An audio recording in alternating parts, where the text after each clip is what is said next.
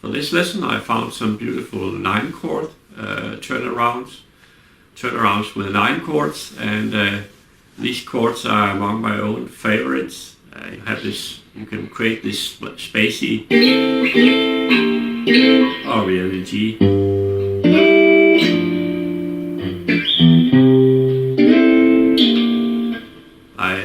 This slide, it's very atmospheric sounds that comes from it. It's my favorite chords, probably the 9s. And I would encourage you to try to play without your pick.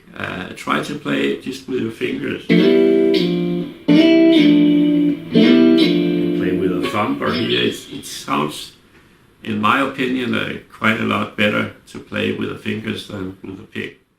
Okay, let's take a close look at the first of these beautiful 9-chord turnarounds.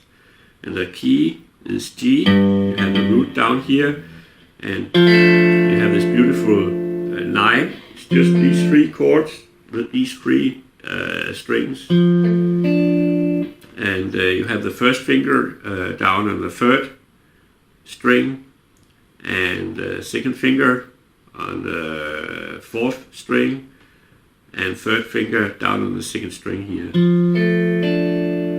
And I take the G down here with a thumb. So I do like this.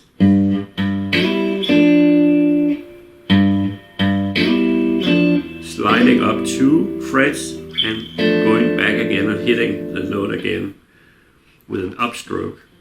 I kind of hit the 2nd and the 3rd string with an upstroke, so I also hit the 4th string. There are many ways to do that. That's the way I do. If you want, if you don't like to make a picking like that, you can play with your thumb.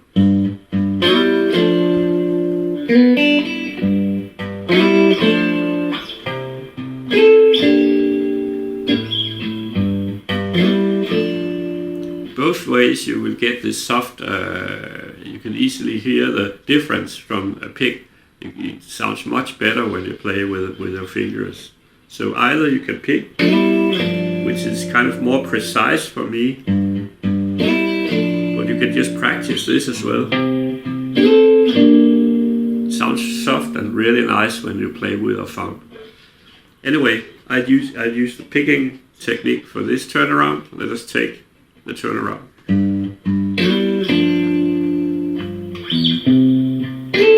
Up to C, back to G again.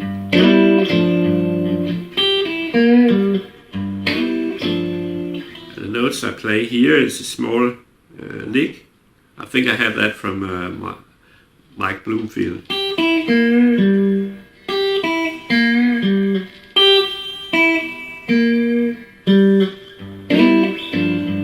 Down to the 2nd line of the blues, to C,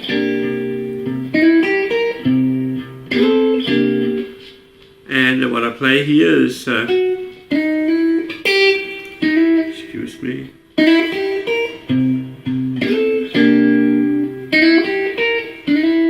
I slide from the 8th to the 9th fret.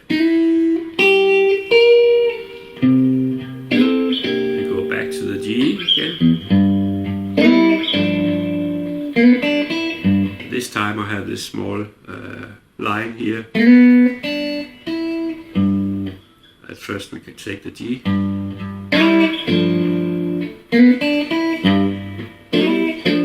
Sliding from the 3rd to the 4th fret, 3rd string. Now we go all the way up to the D.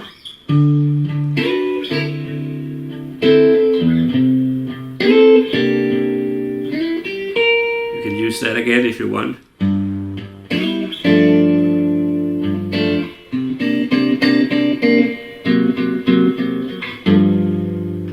This is actually just something that sounds a little fancy if you are playing an ending, or you would do it differently. But I think it sounds quite cool, so I'll show you how I do. It's a D7 sharp 5, like like this. You put your first finger over the 5 first strings, and you have the second finger on the fourth string here, 4th fret. It's just the middle notes, or actually I picked the second, the third, and the 4th string at first. I play triads there. 1, 2, 3, 5. 1, 2, 3, 4, 5, 6.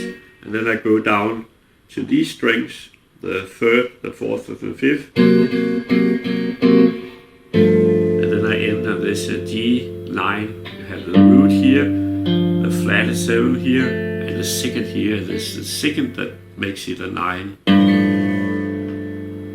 So if I should take, I can take it all.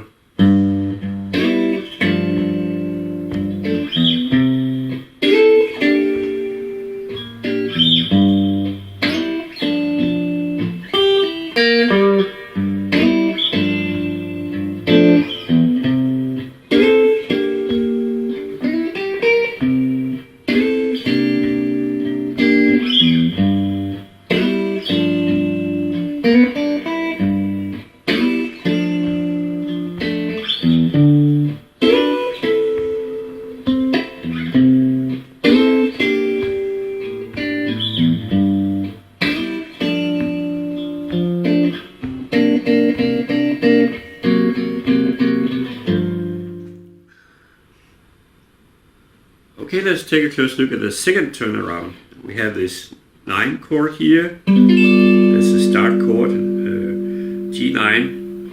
You have the 3rd finger over the 3 first fret, the 3 first strings in the 10th fret, the 1st finger up here on the 4th string, and here on the 5th string you have the 2nd finger. Okay, so you start like this, remove the other fingers, and then slide up 2 frets and go back.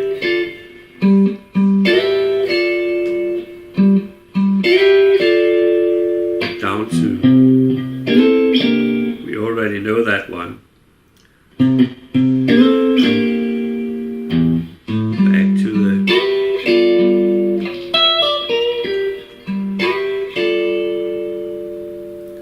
let's try to do until there.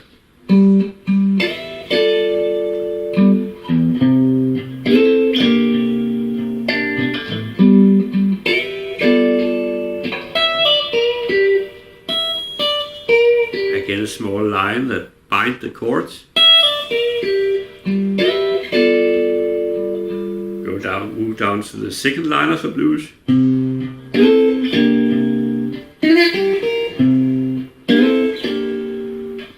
So you have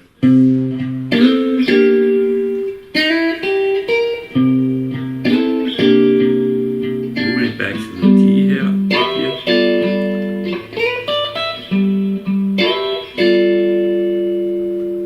Okay, so the 2nd line will sound like this.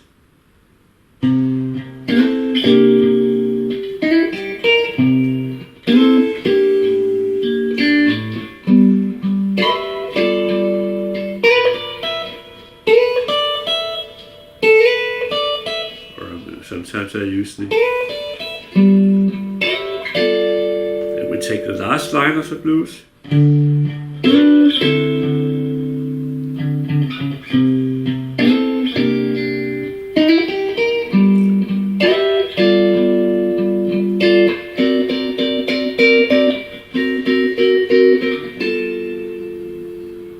The way I play that last part is I take a D7 sharp 5, 1st finger here in the 4th string, 2nd finger in the 1st string, 3rd finger on the 3rd string, and 4th finger on the 2nd string. And then I start playing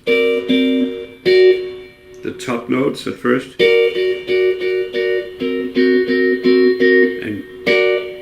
the top 3 notes here. And I jump down to the next 3. So